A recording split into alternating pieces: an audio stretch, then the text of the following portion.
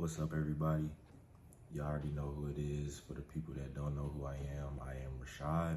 And as you see in today's topic, this is a very important topic. So if you want to really build wealth and you really want to understand how money really works and where it came from and just the whole 9 yards of money, you need to keep listening. So first thing, I have a notepad that I was writing down, so I did some research on this. So yeah, I definitely had to jot down some stuff.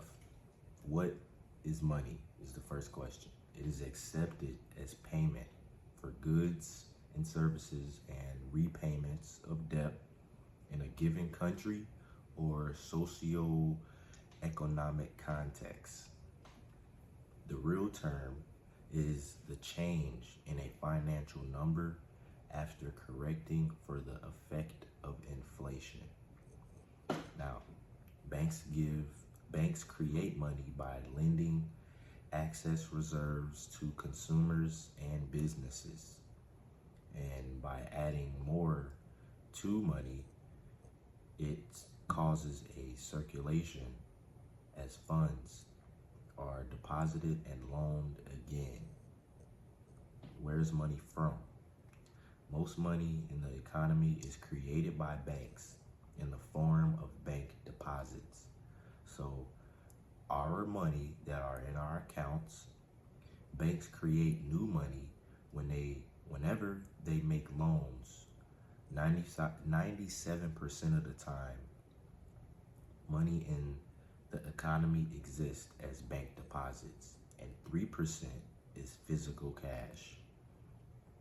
Okay, you got that. Understand this, because I'm gonna say it again.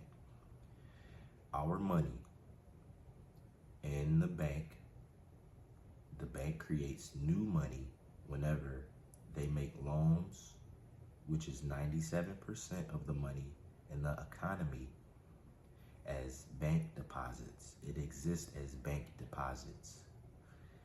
And 3% is physical cash. That is why if you were to go in the bank and ask for a larger than usual amount of money, they won't have it because it's not there. So, money is an illusion, but it is also real. Let's get that fact. It has its own imaginary dimension. It exists everywhere and nowhere. And the token we use to represent it, which is coins, bills, credit, and debit cards, are valuable and valueless. So, who made the first coin? They're called Lydians, and they use this coin to trade stuff.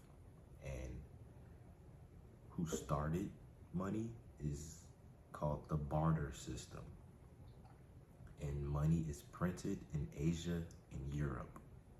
They print all the world's money. Yes, all of the world's money. Asia and Europe. They're printing all of the country's money in continents. The purpose of people wanting money, because it demonstrates a supernatural power. And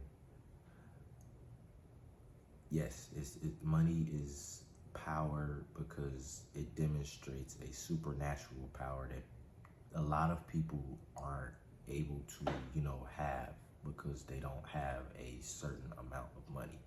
So you don't really own your money, not even a single individual or entity. Okay. Now, we did grow up in different environments. Our parents might have been rich, our parents might have been wealthy, or middle class, or even poor. We all grew up differently, and that's just how we grew up. We were born in this world the way we were born, and that is the value that we had. So that is our economic environment that we grew up in. And majority of people financial decisions are based on personal life experiences. And I can elaborate just a little bit. So, personal life experiences, someone making a financial decision off of, just buying a video game. They always bought a certain, so 2K is always coming out every year. People buy that because off of their personal life experience, they play basketball and continued, they've been buying 2K since 2K first came out. So it's kind of like a repetition, and they feel obligated to have it because it's it's just a personal life experience because they also play basketball, right? And they learn from 2K. They learn new moves off 2K, right? So people focus on short-term gains and overlook the long-term impact of compounding.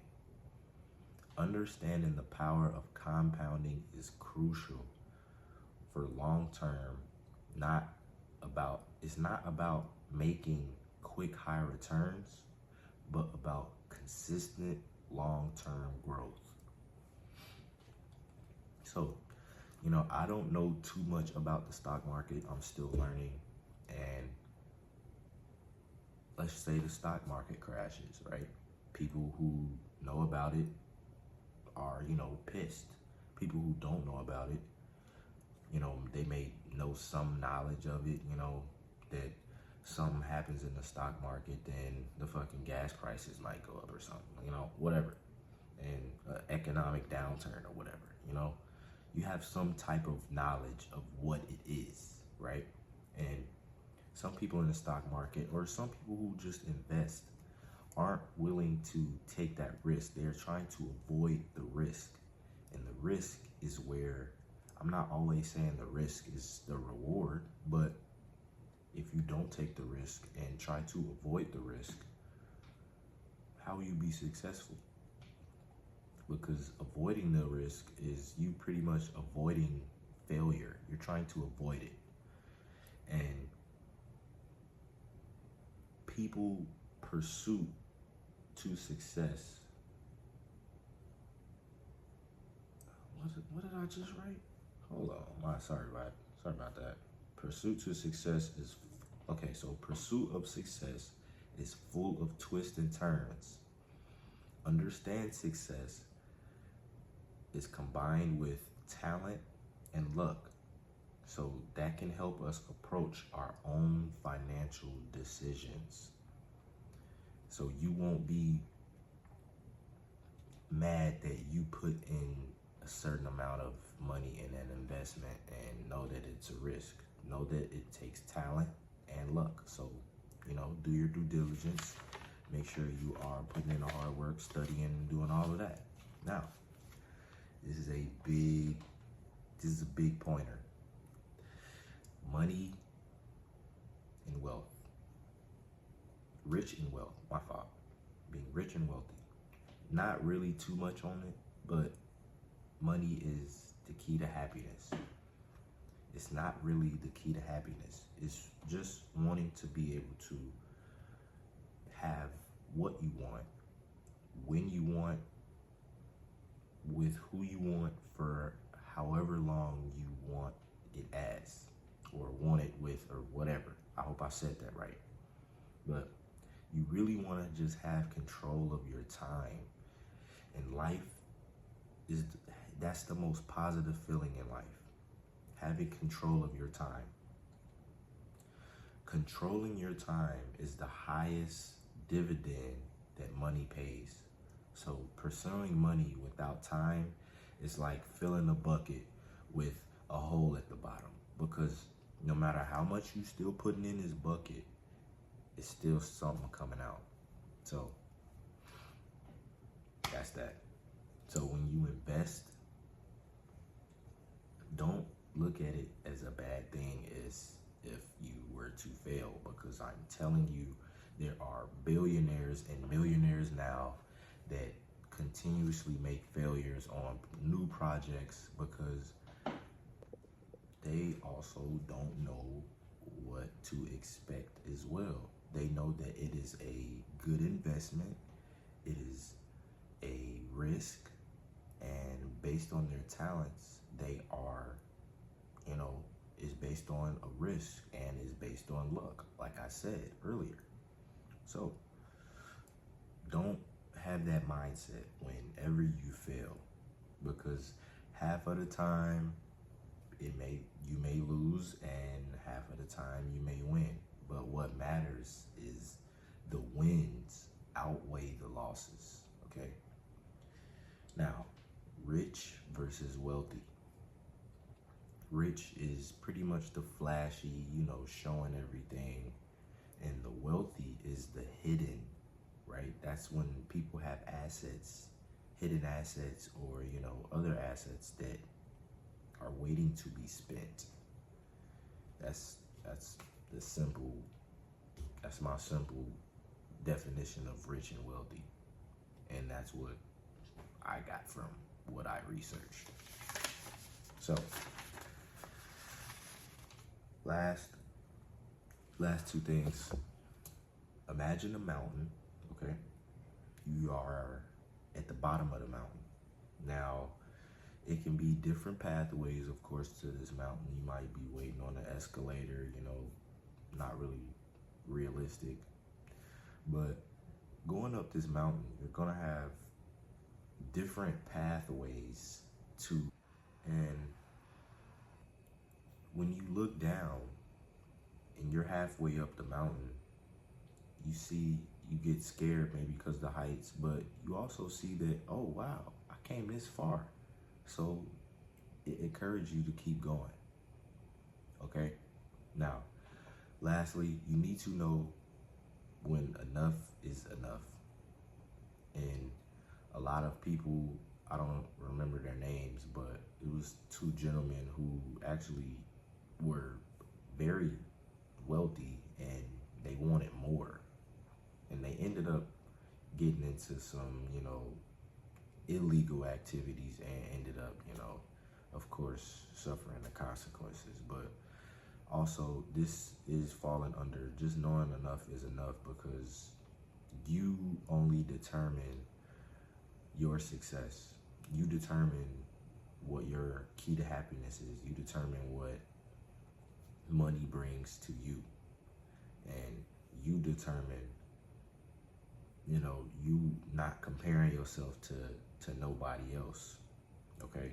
You're not comparing yourself to someone who has already walked the journey longer than you, or video keeps cutting out, but started the journey before you. So don't compare yourself to other people. Always focus on how much progress you have made and what is enough for you. All right. So again, climb the mountain. You starting on day one. You starting on the first step. Just know it will be different pathways, different ways you will have to climb this mountain. But the end goal is for you to reach the top of the mountain. And once you reach the top of the mountain, know what your limit is. Know what enough is, to the point where you're not, risking your freedom to, have more, because you won't, have gratitude of what you have already and what accomplishments you have already had or, accomplished. So that's a real good topic that I always wanted to talk about myself. So I had a good time talking about this. This is definitely my favorite topic to talk about since the first episode of this. So if you like this and you want to, drop something that maybe I didn't mention, or, drop some positivity in the comments, definitely go ahead and do that. Other than that, y'all, I appreciate you all for watching. Don't forget to hit that subscribe if you're new, and deuces.